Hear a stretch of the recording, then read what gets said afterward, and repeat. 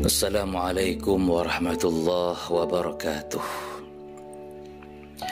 Alhamdulillahi rabbil alamin, wassalatu wassalamu ala sayyidina Muhammadin al-amin, al-mab'uth rahmatan lil alamin, wa ala alihi wa ashabihi wa atba'ihi ila yaumiddin, amma ba'da. Adik-adik dan anak-anakku santriwan santriwati Pondok Pesantren Darul Maghfur semuanya, saya tahu liburan kali ini sudah cukup lama kalian nanti-nantikan. Mungkin sejak berminggu-minggu kemarin atau bahkan berbulan-bulan yang lalu. Saya tahu sejak jauh-jauh hari sebelumnya kalian telah menghitung tanggal dan mengurung angka-angka di kalender setiap pagi dan petang. Bahkan mungkin malam ini pun kalian juga menghitung-hitung jam, menunggu fajar terbit, menantikan subuh tiba, pengajian ikhtibar dimulai, dan sore hari nanti untuk yang putri sudah bisa rebahan di rumah. Tapi sebelum kalian pulang, ingatlah ada dua hal penting yang perlu saya sampaikan kepada kalian semuanya. Yang pertama, ingatlah, kepulangan kalian besok bukan sekedar masalah kepergian kalian dari Darul Maghfur untuk berlibur sementara waktu di rumah, tapi juga menyangkut bagaimana kalian menjadi santri yang sesungguhnya. Seorang pemberani belum teruji jika belum menerjuni medan perang. Begitu pula kalian, seorang santri belum teruji sebelum dia membuktikan diri ketika berada di tengah-tengah masyarakat yang luas. Pembuktian santri itu bukan pada ilmu agama semata, tapi yang paling pokok adalah pada sikap dan tingkah lakunya setiap hari. Jika di rumah kalian tetap mengaji Al-Quran, tetap disiplin, tetap bersikap tenang, sopan dan tawadu, bahkan syukur-syukur kalian bisa mengamalkan ilmu-ilmu yang ada di pesantren, berarti kalian menjadi calon santri yang berhasil. Calon santri yang gagal adalah santri yang memposisikan kesempatan berlibur ini seperti posisi ayam yang terlepas dari sangkarnya, bukan seperti pendekar yang sedang turun gunung untuk membela orang-orang lemah. Kadangkala ada saja santri yang ketika pulang justru lebih liar daripada yang bukan santri, sebab dia berpikir mumpung bebas, mumpung masih muda, mumpung ada di rumah, dan mumpung seterusnya. Orang yang sering berpikir aji mumpung seperti ini biasanya akhir hidupnya akan menjadi su'ul khatimah, na'udzubillah, karena dia akan terus menunda kebaikan dan mempercepat datangnya keburukan. Kaum santri harus benar-benar memahami di manakah dia seharusnya berdiri. Jangan menjadi orang-orang yang tidak jelas warnanya. Ketahuilah bahwa orang-orang yang tidak benar, mereka bangga terang-terangan dengan identitas dan simbol-simbol mereka. Jadi sangat ironis jika orang-orang yang benar justru menyembunyikan dan tidak percaya diri dengan identitas dan simbol-simbol mereka. Songkok dan sarung atau jilbab bukan sekedar pakaian dan atribut semata, tapi menunjukkan pandangan hidup orang-orang pesantren yang lurus, teguh dan bersahaja. Adik-adikku sekalian dan anak-anak santri yang dirahmati oleh Allah Subhanahu wa Ta'ala, coba kita berpikir sejenak, kita hitung sendiri. Saat ini di kampung kalian, berapa persen tetangga kalian yang tidak salat? Berapa persen anak-anak remaja yang terjerumus ke dalam pergaulan-pergaulan yang bebas? Berapa persen anak-anak remaja yang kerjanya luntang-lantung ke sana kemari hanya untuk memuaskan nafsu dan memburu kesenangan? Coba kalian pikirkan, apa yang akan kalian perbuat untuk membawa mereka ke arah yang lebih baik? Pikirkanlah hal itu terus-menerus, maka kalian akan melihat dan menemukan di mana posisi kalian saat ini. Kalian akan mengerti bagaimana seharusnya kalian bersikap di tengah-tengah mereka. Kalian akan datang ke rumah kalian dengan niat yang kuat untuk mempengaruhi, bukan malah dipengaruhi. Semangat untuk mewarnai, bukan malah diwarnai. Itu adalah tugas kalian sebagai seorang santri yang harus kalian pikirkan dan kalian rancang semenjak saat ini, semenjak jauh-jauh hari sebelumnya. Bayangkan betapa bangga dan bahagianya para guru-guru kalian yang ada di sini jika ada santri yang bisa menjaga diri sekaligus bisa membawa orang lain ke arah kebenaran dan ke arah yang lebih baik. Adik-adik santriwan, santriwati yang dirahmati oleh Allah Subhanahu wa Ta'ala, harus kita sadari bersama bahwa ajaran agama kita ini sudah menjadi asing di kampung sendiri. Hal itu karena kita diam saja ketika ada bendera keburukan yang berkibar. Kita diam saja ketika tradisi-tradisi kebaikan mulai ditinggalkan orang. Bahkan kadangkala kaum santri sendiri yang justru ikut-ikutan meramaikan tradisi-tradisi buruk dan meninggalkan tradisi-tradisi yang baik. Hal yang semacam ini jangan sampai terjadi kepada santri-santri Darul Maghfur. Jangan sampai kedatangan kalian di tengah-tengah masyarakat justru membuat ajaran agama kita semakin terasing dari hari ke hari. Kita harus menjadi pengibar bendera kebaikan dengan memulai kebaikan itu dari diri kita sendiri. Kalau bukan kita, siapa lagi akan melakukan hal yang semacam ini?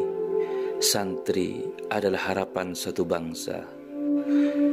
Santri adalah harapan satu-satunya bagi perkembangan Islam di negeri kita tercinta ini. Belajarlah dari masa lalu. 30 tahun yang lalu di kampung halaman kita masih ramai anak-anak muda yang bersarung dan berkopiah. Mereka datang ke langgar-langgar saat sore hari, lalu baru pulang ke rumah saat sudah remang mentari. Sungguh suasana pagi yang sangat menyejukkan hati. Sungguh suasana pagi yang sangat menyejukkan hati. Tapi saat ini pemandangan itu sudah tidak ada lagi di kampung halaman kita. Tradisi-tradisi luhur kita hilang dari kalangan anak-anak muda di masa ini, tergerus oleh budaya-budaya asing dan lenyap tertelan oleh program-program televisi, handphone, gadget, dan perangkat-perangkat elektronik lainnya. Jika kita saat ini hanya diam saja dalam menghadapi berbagai macam gejala yang semacam ini, maka coba bayangkan apa yang akan terjadi pada masyarakat kita dalam 30 tahun yang akan datang. Adik-adik santri yang dirahmati oleh Allah Subhanahu wa Ta'ala, kita semua harus benar-benar menyadari bahwa faktor utama yang menyebabkan berbagai kebejatan yang terjadi pada anak-anak muda belakangan ini adalah karena mereka salah dalam pergaulan. Usia belasan tahun seperti kalian ini adalah usia yang paling rentan dengan pengaruh-pengaruh lingkungan dan teman. Maka tugas pertama kita adalah mencari teman yang baik. Jika hal itu sudah tercapai, maka tahap berikutnya adalah menciptakan lingkungan-lingkungan yang baik untuk menarik orang lain supaya ikut juga menjadi orang baik. Saat ini penyakit utama yang menghancurkan hidup anak-anak muda selain narkoba adalah racun asmara. Lihatlah betapa biasanya anak-anak remaja saat ini bergandengan tangan dengan lawan jenis di tempat-tempat umum tanpa merasa malu sedikit pun, tanpa ada yang menegur, apalagi melarang dan menghalangi. Seakan-akan hal itu sudah dianggap sebagai sesuatu yang lumrah dan biasa-biasa saja, bahkan dianggap baik di tengah masyarakat. Padahal tidak ada godaan yang lebih berbahaya bagi seorang laki-laki melebihi godaan seorang wanita. Ketika seorang laki-laki sedang dikuasai hasrat birahi, maka hilanglah separuh akal sehatnya dengan secara langsung. Dia akan menjadi binatang yang tidak memikirkan apa-apa kecuali hanya untuk memuaskan hasratnya belaka. Oleh karena itu, katakanlah persetan terhadap cinta atau asmara, persetan atas bisikan-bisikan asmara. Semua itu adalah kata-kata indah yang ditiupkan oleh iblis laknatullah alaih untuk memperdaya kita.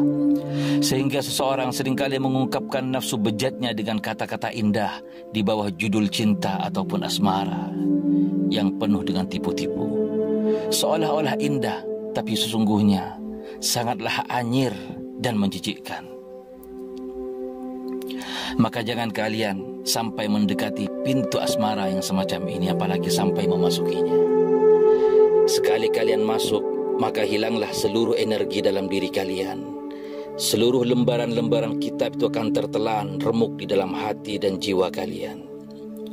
Kalian akan menjadi budak yang tidak memiliki tujuan, dipermainkan oleh bisikan-bisikan yang mencengkram perasaan kalian, lalu musnahkan pikiran sehat kalian, bahkan meremukkan jiwa-jiwa kalian. Apa yang kalian dapatkan di sini selama bertahun-tahun akan bisa lenyap, tak tersisa hanya gara-gara satu detik hubungan asmara. Ingatlah, sepanjang sejarah umat manusia tidak ada ajaran ataupun norma di dunia ini yang lebih ketat dalam menerapkan hubungan dengan lawan jenis melebihi agama Islam. Dan tidak ada lembaga pendidikan manapun di dunia ini yang lebih ketat dalam masalah hubungan dengan lawan jenis melebihi pesantren-pesantren salaf. Maka kalian harus membuktikan hal yang semacam ini di rumah nanti. Saat ini, seperti yang kita ketahui bersama, sekolah-sekolah sudah menjadi sumber utama semaraknya pergaulan bebas di kalangan remaja. Tempat yang dulunya merupakan tempat yang paling aman dirasa oleh orang-orang tua, sekarang menjadi tempat yang paling digemari oleh para remaja. Bukan untuk bersekolah belaka, tapi untuk mencari pasangan. Di sana mereka bertemu, di sana mereka berinteraksi, dan di sana mereka mengikat janji. Bahkan, na'udzubillah, di sana pula mereka melakukan hal-hal yang najis, yang mengerikan, anyir, dan tidak pantas disebutkan oleh kata-kata. Semoga Allah melindungi kita sekalian dari keburukan akhir zaman yang semacam ini. Yang kedua yang perlu saya sampaikan adalah belajarlah untuk berjiwa besar. Orang yang berjiwa besar itu tidak hanya mengikuti apa yang disenangi saat ini, tapi juga memikirkan apa yang akan dicapai di masa yang akan datang. Karena itu keluarlah kalian dari zona nyaman, agar jiwa kalian bisa bangkit dan berkobar. Berjalanlah dan teruslah mengalir, jangan hanya diam saja. Karena air yang diam akan keruh dan berlumut. Semua hal menjadi bernilai karena berani meninggalkan tempat asalnya. Seperti darah rusa. Darah rusa akan menjadi kasturi karena bisa berpisah dari tempat asalnya. Begitu juga, sekuat apapun seekor singa bukanlah apa-apa jika ia tidak bisa berlari. Adik-adikku yang dirahmati oleh Allah dan anak-anak santri semuanya, konon Imam Syafi'i rahimahullah ta'ala rahmatul abrar yang menjadi panutan kita semua pernah menggubah sebuah syair yang artinya, pergilah maka kau akan menemukan pengganti dari orang-orang yang telah engkau tinggalkan, dan berupayalah dengan sungguh-sungguh karena kenikmatan hidup terletak pada usaha yang tak kenal jenuh. Adik-adik semuanya, setiap orang bisa berkembang karena berani menghadapi tantangan. Oleh karena itu, ciptakanlah tantangan-tantangan untuk diri kalian masing-masing. Sejauh mana kalian bisa menciptakan tantangan dan menghadapinya, maka sejauh itu pula kalian akan berkembang. Jangan mudah berpuas diri dan menikmati apa yang sedang kalian alami. Karena dunia terus berputar dan waktu terus berjalan, maka kalian tidak boleh berhenti dan melangkah pelan. Adik-adik dan anak-anakku semuanya, sadari bahwa tidak ada mondok yang enak. Jika kalian mencari kehidupan yang enak dan nyaman, maka kalian salah alamat dengan datang ke Darul Maghfur. Di sini adalah tempat di mana kalian harus merasakan hal-hal pahit untuk melatih keteguhan jiwa kalian terhadap ajaran agama. Jika ada hal yang sangat pahit rasanya, tapi sangat manis buahnya bagi kalian, maka itu adalah pohon kesabaran kalian dalam menjalani proses mencari ilmu dan melatih diri di pondok pesantren tercipta Darul Maghfur ini. Maka jangan sampai ada di antara kalian yang menyerah hanya gara-gara merasa tidak kerasan atau merasa tidak betah hidup di bilik-bilik yang sesak. Tidak betah karena harus tidur berdesak-desakan, atau karena lelah menunggu antrian mandi dan makan di warung depan ataupun warung belakang. Semua ketidaknyamanan itu justru merupakan tantangan yang paling bernilai bagi kalian. Ingatlah bahwa pahlawan tidak pernah lahir dari kasur yang empuk, tapi selalu muncul di atas cadas-cadas yang terjal. Justru jika misalnya ada di antara kalian yang merasa nyaman berada di Darul Maghfur, maka sebetulnya dia sedang kehilangan momentum untuk bangkit. Kita berpacu dengan diri kita sendiri. Jika kita gagal menyibukkan diri dengan hal-hal yang berguna, maka kita akan disibukkan oleh hal-hal yang mendatangkan bencana. Adik-adikku yang dirahmati oleh Allah Subhanahu wa Ta'ala, semoga Allah Subhanahu wa Ta'ala masih memberi kesempatan kepada kita untuk berkumpul kembali di pondok pesantren Darul Maghfur pada waktu yang akan datang. Meskipun kalian merasa senang dengan liburan ini, tapi semoga hati kalian masih terikat dengan Darul Maghfur, rindu dengan senyumnya yang penuh arti. Semoga doa para guru kalian dan masyayikh di sini menyertai langkah kalian besok pagi. Ketika bayang-bayang kalian mulai hilang dari pandangan kami, semoga pengaruh kitab-kitab yang kalian pelajari di sini bisa mengalahkan pengaruh handphone kalian, pengaruh internet, pengaruh medsos-medsos dan media-media lain yang begitu semarak saat ini. Semoga kalian bisa menjadi anak-anak yang bisa membuat hati orang tua kalian menjadi sejuk dengan sikap dan tutur kata yang santun dari kalian, dengan ibadah yang tekun, dengan kemauan yang tinggi untuk berbakti dan membantu meringankan beban orang tua di rumah. Amin ya Allah ya Rabbal Alamin. Sekian, semoga kalian sampai di rumah dalam keadaan selamat dan bisa kembali lagi ke Darul Maghfur, ke sini, ke hati kalian, ke tempat kalian berkhidmat. Salam kami untuk ayah, ibu dan semua keluarga kalian di rumah. Semoga mereka senantiasa diberi kesehatan dan kemudahan dalam segala hal oleh Allah Subhanahu wa Ta'ala. Amin. Amin. Ya Allah ya Rabbal Alamin. Darul Maghfur, Sya'ban 1444 Hijriah. Wassalamualaikum warahmatullahi wabarakatuh.